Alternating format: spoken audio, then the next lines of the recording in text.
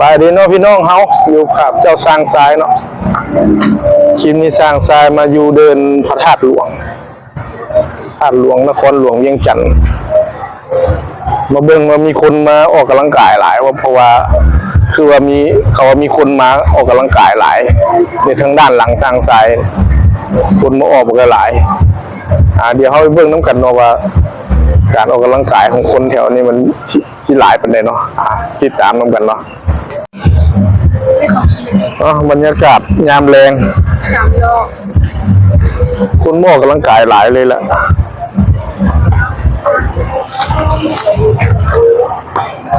เป็นเดินพระธาตุหลวงตัวนั้นก็ที่เป็นหอสภาเนาะหอสภาแห่งชาติเนาะตัวนั้นก็เป็นพระธาตุหลวงอยู่ทางนั้นพวกไม้บังเนาะ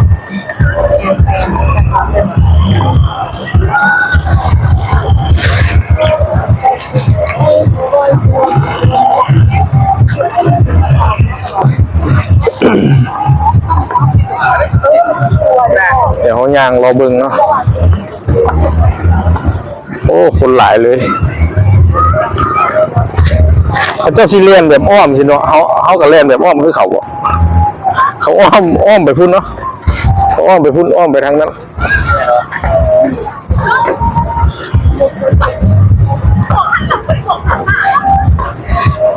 ที่เป็นเดินใหญ่ๆกว้าง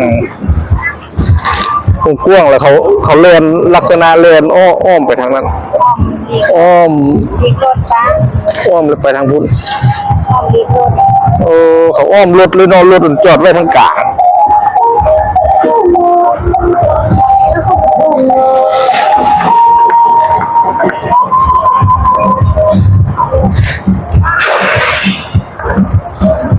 เขาที่ย่างไปลักษณะอ้อมเดินเลยโอ้ยฝุ่น17ปูแม็กเนาะ76อยู่บนนั้นเป็นบนเต้นออกกำลังกายเนาะ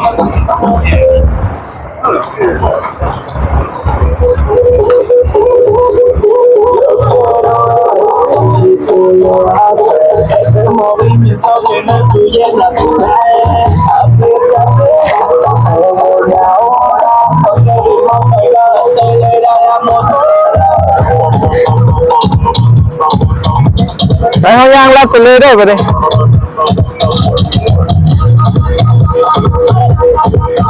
เป็นจอมหน่อยนึงแล้วเนาะเป็นพระธาตุหลวงเนาะพระธาตุหลวงเวียงจันทน์ที่ว่าแต่ละปีต้องได้ช่วงเดือน11เนาะ11เข้าหน้าหนาวส่วนที่มีการจัดงานเนาะจัดงานนมัสการบุญพระธาตุหลวง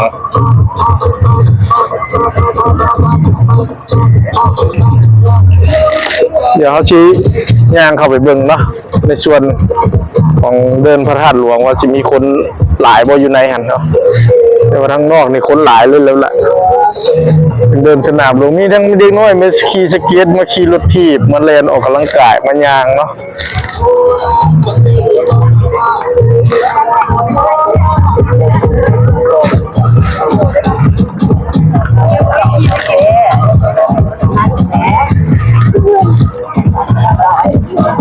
เอาทางนี้บ่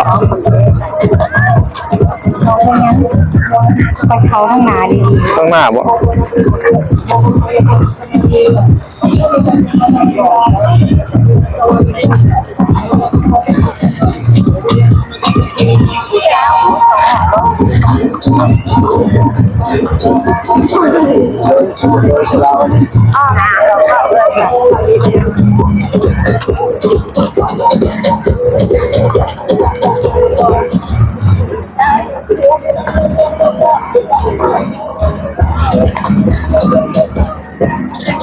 วันนั้นที่เป็นบนเด็กน้อยลิ้นเนาะวันนั้นลิ้นมีเครื่องลิ้นให้ลิ้นหลากหลายเลยโอ้คุณอัดประตูเล็กไว้บ่เข้าไปได้เนาะ